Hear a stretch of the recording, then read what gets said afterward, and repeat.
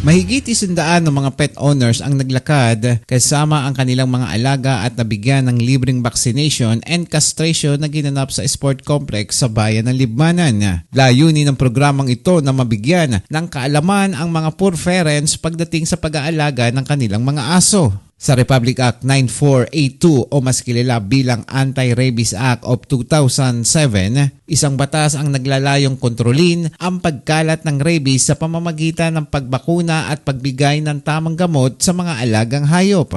Ayon kay Municipal Health Officer Dr. Eddie Palima, dapat maging responsable ang mga nag-aalaga ng mga hayop. Ang objective po natin nito ay makapag-disseminate tayo ng information sa mga Libaninos na mga pet lovers na sana alagaan nila, maigi ang kanilang mga alaga aso, pabakunahan, pakainin, at makatulong sila para maiwasan natin yung mga pagkalat ng mga kaso ng rabies. Isa si Clarissa Abasola mula sa Barangay Hanjong na may alagang American Bully. Masaya siya sa programa ng lokal na pamahalaan ng Libmanan dahil mas natututo siyang makihalubilo sa ibang mga dog lovers. Masaya po kami sa initiative ng LGU, ng NHO Libmanan sa ganitong klaseng unity walk kasama ang aming pets.